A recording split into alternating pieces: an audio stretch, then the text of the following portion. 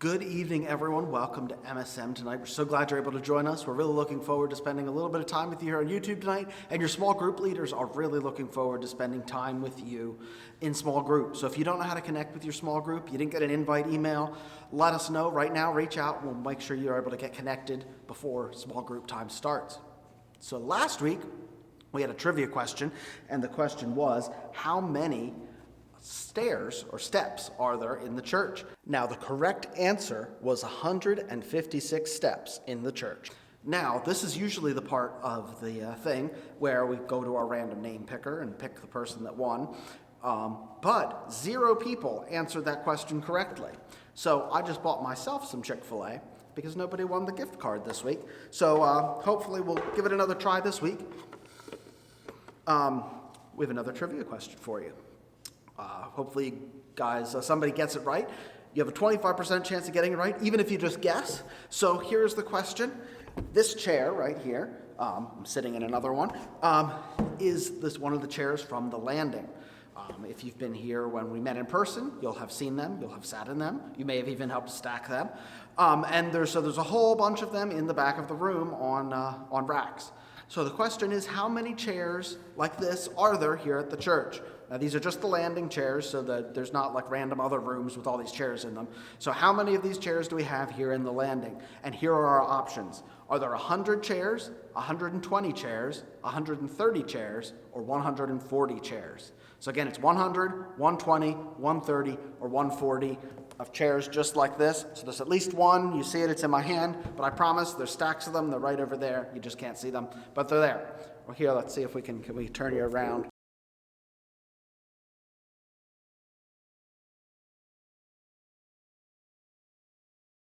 So, those are the chairs we're talking about. So, how many do you think there are? You can submit your answer at msm.eswamstudents.com. Good luck, and we'll announce a winner next week, hopefully, or else I'll get more Chick-fil-A, and that's fine too. So if you don't want to guess the right answer, I'm totally okay with that. So right now, we're going to head over to Ben and Krista's house. They are 2 of our wonderful MSM leaders, and they've got a devotional prepared for us tonight. So really excited about that. And then after they're done, you're going to head to your small group. So again, make sure you reach out if you don't know how to connect with your small group, and take some time now to listen to what Ben and Krista have to share. Thanks, guys. Have a good night.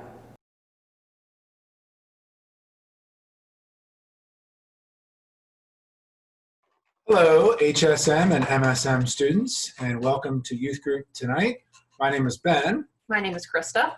And we're with you tonight to share a little devotion and a little bit about us. So, welcome, and we're excited to be with you tonight. And we have some furry friends joining us here tonight.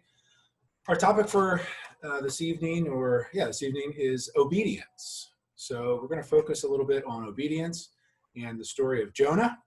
And we've got a few other examples from our lives involving obedience. So, to get us started, I just looked up a definition of obedience on my phone, just so that we could kind of get a little bit of a baseline as far as what it means to be obedient. So the online resource here gives us a definition of obedience as compliance with an order, request, or law, or submission to another's authority.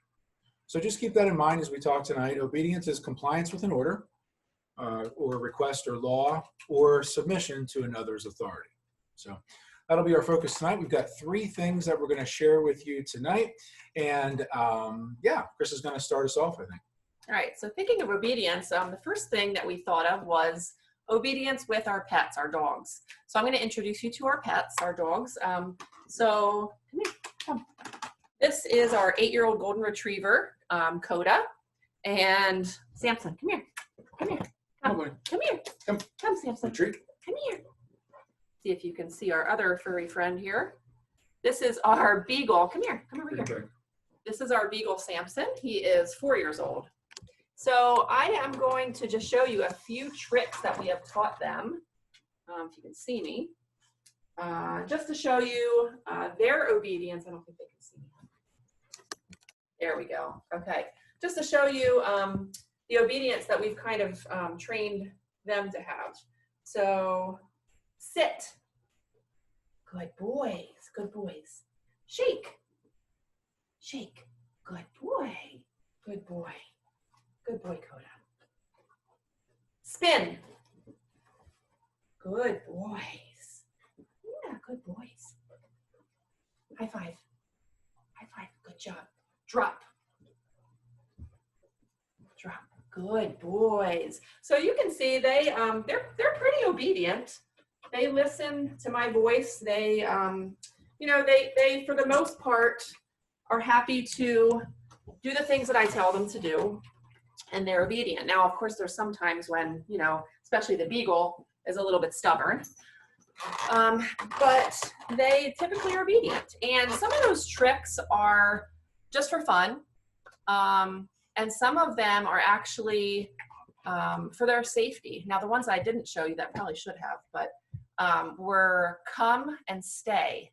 And those commands they also know very well.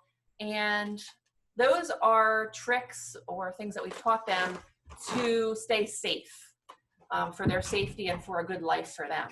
So when we think about obedience to our master, Jesus, we need to be able to listen to our master and his voice, and be obedient to him. And that is also a lot of times for our well-being or for our good, and for our health and safety. We can think, a lot of people think, so many rules and so many things to follow in the Bible and what a drag and this and that. But actually, by following Jesus's commands and his rules, it actually gives us a much better, safer, happier life, and actually gives us a lot more freedom. So that was one aspect of obedience. Yeah, so one form of obedience is we thought of with our dogs, and you might be wondering, like, maybe Krista has me trained, and she kind of does, but not quite like that. But we did think that our second form that we would share with you tonight was about our relationship. And if you're watching this tonight, if you're watching this Wednesday night, June 10th, that happens to be our wedding anniversary. And we're actually married 25 years. And yes, he did say married 25 years. I know a lot of you are thinking, oh, you can't be married for 25 years. You look like you're 25, but not true. We are married for 25 years. All right, good point. So we actually were married June 10th, 1995. And we can't believe that it's been 25 years of marriage already. And we just thought that the idea of obedience, immediately when we thought of obedience, we remembered something that our pastor gave us when we got married. So when we got married, we actually got this basket right here, which has been in our basement for 25 years, 3 or 4 different houses. And it looks like, and it actually is, it's a really cool, like, picnic basket, something that I would see on like a cartoon, like Yogi Bear, something like that. And it's like an awesome little picnic basket. And our pastor gave us like a little tablecloth with it, checkered tablecloth. And he gave us some plates and cups to use. And the intention, in fact, he even wrote a little note to us and said, to keep your marriage strong, use this basket maybe once a month, once every few months, and, work towards, maintaining your marriage and building it up. And unfortunately, we can have to report to you that the number of times that we've used this, go ahead. 0. Yeah, we have not used this at all. We had good intentions. Yeah, so we just got busy with life, and we had kids, and all kinds of excuses and whatnot.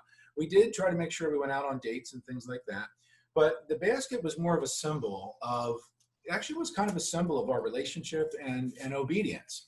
So Chris is going to just read a little bit from when we got married. The pastor that married us, his name was Jim Amstutz, and he gave us what he read for the ceremony. And one of the things that was mentioned there was obedience. So Chris is going to read that, a little bit of that. So the beginning of the sermon or whatever on our wedding day was this. A famous philosopher once wrote, "The essential thing in heaven and on earth is that there should be long obedience in the same direction.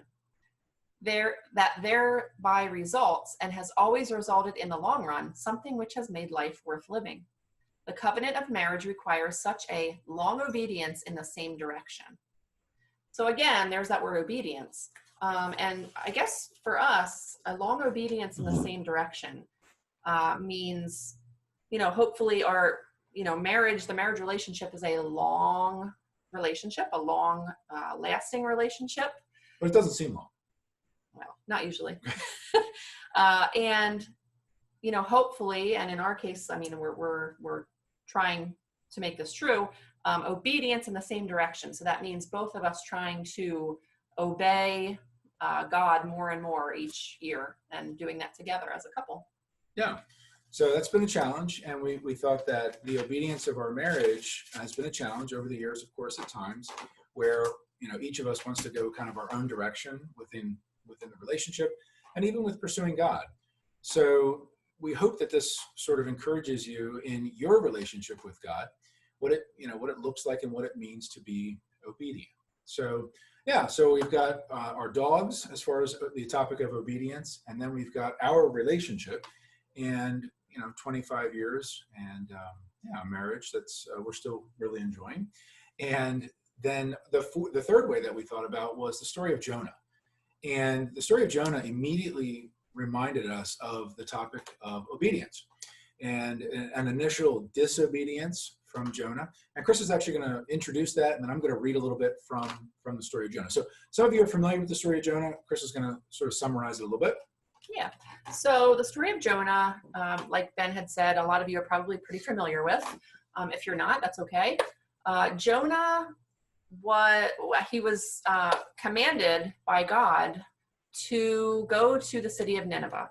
So God told Jonah, go to the city of Nineveh. Now, Nineveh was an evil city. There was a lot of corruption. There was sexual immorality. There were people mistreating other people. Just a lot of evil and bad things happening there. I'm sure we can look at some of the cities that we're hearing about on the news or cities of today and think, okay, we kind of can relate to that. So God told Jonah to go to the city of Nineveh to basically tell them about God. Well, Jonah did not want to go to this city. He's like, oh my goodness, like I'm so afraid, I don't want to go. So he decided to run. He decided to disobey God. He decided to run. So Jonah runs, and he runs to a big body of water where there's a boat, a ship, and he decides to get on this ship and, try to get further away. So he gets on the ship or the boat, and as soon as he gets on, the sea starts to get really, really choppy, really like strong, powerful waves. And, the people on the boat were afraid that they were going to sink, basically. So the people started getting, really worried and crazy, and they're like, oh my gosh, like, what do we do? And Jonah knew exactly why this was happening. He knew that it was because of him, that this was happening to the water. So he told the people on the boat, throw me overboard. I'm the reason this is happening. Just throw me overboard and things will settle and calm down. And, the people kind of reluctantly, they didn't really want to, but they didn't know what else to do. So they reluctantly agreed. They tossed Jonah overboard. And then when Jonah was tossed overboard, God sent a great fish to swallow him up. And that's where Ben's going to pick up with the reading. Yeah, so I just encourage you, if you have your Bibles or your phone, or just maybe later in the week, school's ending now, and I know we're in the yellow phase, so there's a lot to do, but maybe take some time and read the book of Jonah. There's only 4 chapters, so it's pretty short, but pretty powerful. So I'm going to pick up the action in chapter 2. It's titled in my Bible, Jonah's Prayer. From inside the fish, Jonah prayed to the Lord his God. He said, in my distress, I called to the Lord, and he answered me. From the depths of the grave, I called for help, and you listened to my cry. You hurled me into the deep, into the very heart of the seas, and the currents swirled around me. All your waves and breakers swept over me. I said, I've been banished from your sight, yet I will look again toward your holy temple. The engulfing waters threatened me. The deep surrounded me. Seaweed was wrapped around my head. To the roots of the mountains I sank down. The earth beneath barred me in forever. But you, Lord, brought my life up from the pit. When my life was ebbing away, I remembered you, Lord, and my prayer rose to you, to your holy temple. Those who cling to worthless idols forfeit the grace that could be theirs. But I, with a song of thanksgiving, will sacrifice to you. What I have vowed, I will make good. Salvation comes from the Lord. And the Lord commanded the fish, and it vomited Jonah back onto dry land. So this obedience concept, is really an interesting one. Jonah initially was disobedient, and he really had to go through some difficult things. And we were thinking of situations in which, at another time I could share. I know in my own personal life, before I met Krista in particular, I had some significant disobedience, and really didn't. I thought it was for the right reasons, and I was going to get ahead, and I was going to do things my way. And it really didn't pan out well. The disobedience never works well if we're obeying a good master. So I'm hoping that we can encourage you tonight. I wanted to finish the reading in chapter 3, just with like 2 verses there in the beginning. Chapter 3, the beginning of chapter 3 says, "Then the word of the Lord came to Jonah a second time." The word of the Lord came to him earlier. He disobeyed. Now the word of the Lord comes to him again. Really, it sounds almost, God's command is very similar to before. He says, "Go to the great city of Nineveh and proclaim to it the message I give you." Same exact thing that God asked him to do earlier. And then verse 3 of chapter 3, I think, is the most powerful verse. It says, "Jonah obeyed the word of the Lord and went to Nineveh." So I want to just leave you with that. If there's one verse I want you to remember, it's that one. Jonah obeyed the word of the Lord and went to Nineveh. I was thinking for myself, what does it look like for me to put my name in the place of Jonah? So I'd like you to just think about that tonight. If you're out there listening and you're just thinking through all the things that are going on right now in 2020.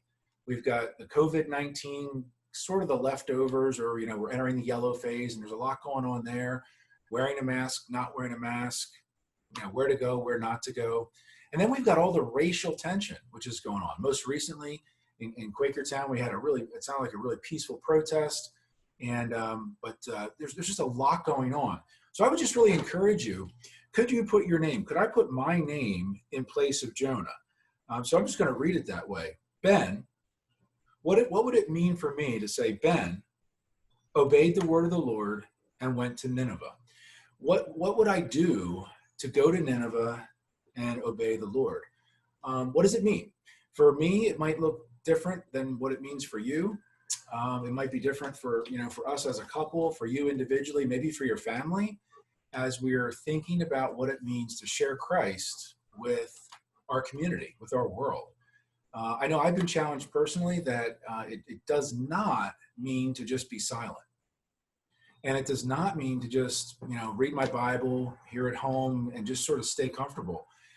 It doesn't mean I have to, go crazy and get out there and do all kinds of crazy things. But definitely standing up for people that need to be stood up for is important. So again, I would just encourage you. That verse said, could you put your name in there? Blank, obeyed the word of the Lord and went and did what? What is your action step? I know Pastor Dave and Pastor Aaron and Pastor Jerry are always encouraging us to take action steps. What does it look like for us to be active Christians in our world today? I just want to say one last thing. I think another cool point is, in that verse, then the word of the Lord came to Jonah a second time, and Jonah obeyed the word of the Lord and went to Nineveh. The first time Jonah didn't obey. And, I just want to say to you, I don't know what your past is, or, if you've been disobedient in the past, God could have left Jonah the first time. He could have, not given Jonah another chance, but God gave Jonah another chance, and he didn't give up on him. And he had something that, he wanted Jonah to do. And he was, persistent, and he didn't give up. So again, I don't know what, is in your past or what has happened or how you've been disobedient, but just know that you can always, start again and follow in obedience. Yeah, and I don't have time to share my personal testimony tonight. I've shared it in church before, but just the idea of a second chance is an important one. I feel like God gave me a second chance, and here I am, married 25 years. A lot of things that God has blessed me with, and I don't deserve, and I'm just really amazed at what happens when we take steps of obedience. Certainly things are not always easy, and things don't just magically turn up awesome, but obedient to the Lord is definitely better than what I was doing before. It's better than what Jonah was doing, and we just want to encourage you in your personal relationships with each other, with your family relationships, and of course with your relationship with the Lord. What does it mean to obey and follow? So yeah. So we hope your summer's kicking off well. I know we're excited about summer. It might look a little bit different with very little sports going on and vacations. I know one of our vacations did get canceled.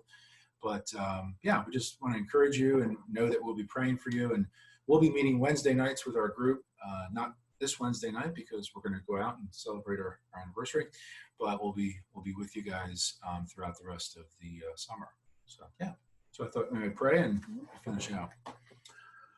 Lord God, just thank you so much, Father, for a long obedience in the same direction, for our marriage. I'm just excited that we're celebrating our marriage, Lord, tonight, and Lord, celebrating our students. And I think of the obedience of David Smith and Ben Hawes and all of the church workers, Lord, that are stepping out to just make the things happen in such an unusual, unprecedented world. Father, we just thank you so much for the students that show up. Father, I just pray that if any of them are struggling or need help, that they would reach out to their small group leader or one of the leaders, or one of the pastors, and get that help, Father. Lord, we thank you so much for the love that you give us. Remind us that the obedience is not there to ruin our party, or ruin our parade. Obedience to you, Lord, is joy and life and just really good things, Lord. So, Father, we thank you so much for your love and the way you take care of us. Pray these things, Lord, in your name. Amen. Amen. Bye, guys. Enjoy youth group, and hope to see you soon, maybe even in person. Enjoy your small group.